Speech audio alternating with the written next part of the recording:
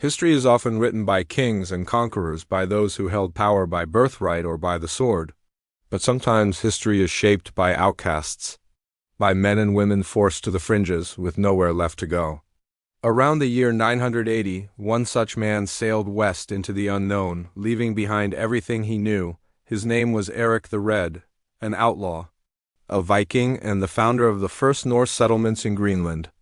This is the story of how a sentence of exile led to the discovery of a new world. Erik the Red was born around 950 AD in Norway, a land of harsh winters and hardened people. His life was marked by exile from the very beginning. His father, Thorvald Asvaldsson, was banished from Norway for manslaughter. The family was forced to flee, sailing west to the rugged, volcanic island of Iceland, a refuge for those seeking a new start. But the shadow of violence and exile followed Erik. As he grew into a man, he inherited his father's fiery temper. The Icelandic sagas, our main source for this period, paint a picture of a man quick to anger and fiercely protective of his own. His troubles began with a dispute over borrowed farm equipment, which escalated when his slaves caused a landslide that destroyed a neighbor's property. In retaliation, the neighbor killed Erik's slaves. Erik, in turn, killed the neighbor and another man. This set off a chain of bloody feuds. The local community, governed by a complex legal system, couldn't ignore the escalating violence. At a local assembly, Erik was found guilty. The punishment was severe. He was declared an outlaw and sentenced to 3 years of exile from Iceland. For most men in the Viking Age, being cast out from your community was a death sentence. You had no home, no protection, no allies. But for Erik, it was an opportunity. Instead of sailing east back to Norway or accepting a quiet fate, Erik did something extraordinary. He decided to chase a rumor, a whisper of a land far to the west that a sailor named Gunnbjörn Olfsson had spotted decades earlier after being blown off course. It was a massive gamble. He gathered a ship, a crew, and supplies, and pointed his longship's prow toward the setting sun, sailing into the icy, uncharted waters of the North Atlantic. This was a journey beyond the known Viking world, a leap into a vast and dangerous unknown. After weeks at sea, navigating by the sun and stars, battling storms and icebergs, they finally saw it, a colossal landmass rising from the ocean. They explored the coastline, finding a landscape both forbidding and beautiful. Towering cliffs, deep fjords cutting into the land, and vast ice caps stretching into the interior. But in the southern regions, during the brief summer, they also found something else, sheltered valleys flush with green grass and wildflowers.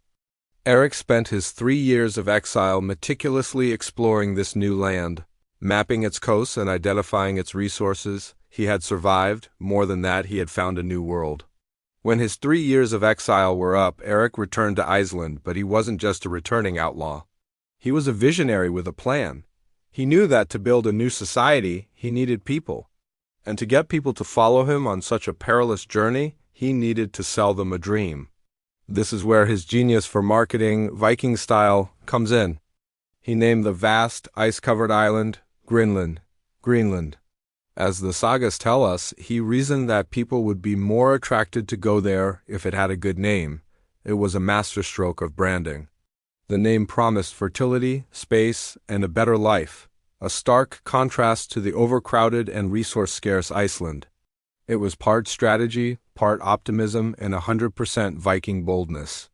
The stories he told and the promising name he chose worked wonders.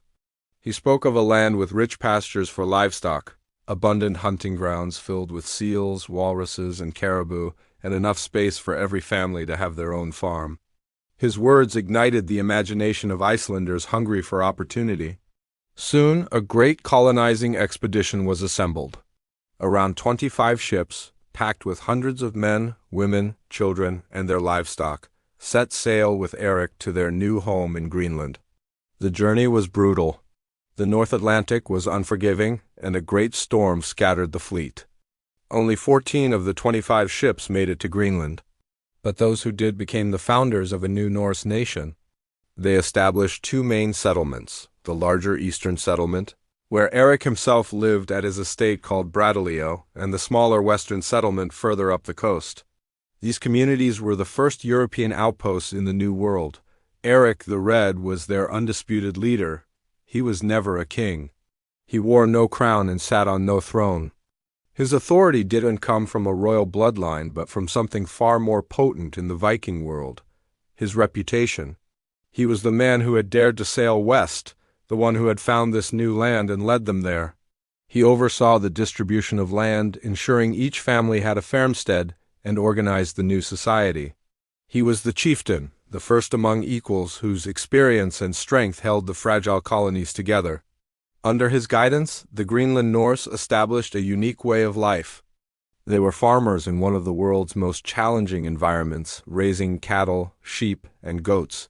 They were also hunters, relying on the sea for seals, and walrus ivory from walrus tusks became their most valuable trading commodity. They built stone and turf longhouses and churches, maintaining their culture and their Christian faith, which was introduced near the end of Erik's life.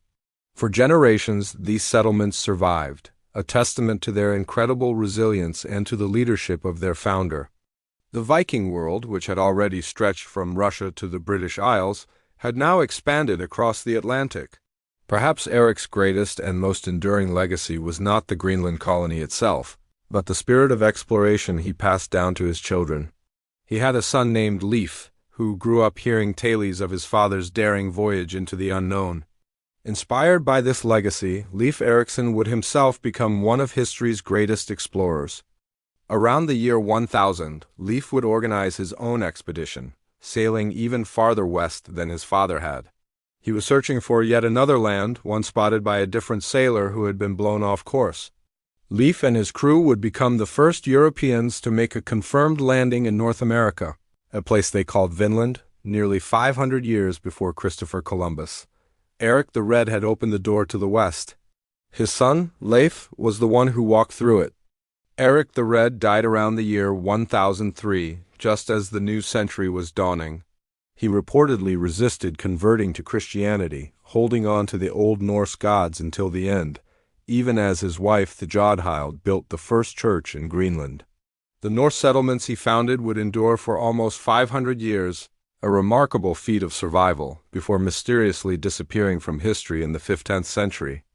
The reasons for their collapse are still debated: a cooling climate, conflicts with the native Inuit, the decline of trade, or a combination of factors.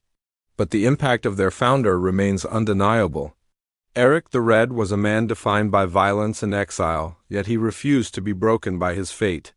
He turned punishment into discovery, exile into expansion. He transformed the very edge of the known world into a new beginning. Ultimately, Erik the Red wasn't a hero in the traditional sense. He was a flawed, violent man cast out by his own society. He wasn't driven by a grand destiny or a noble quest. He was driven by a basic, powerful instinct: survival. And in choosing to sail into the unknown rather than surrender, he didn't just save himself. He redrew the map of the world and set in motion a chain of events that would lead his own son to the shores of a new continent. It's a powerful reminder that sometimes the greatest chapters in history begin with simply having nowhere left to run.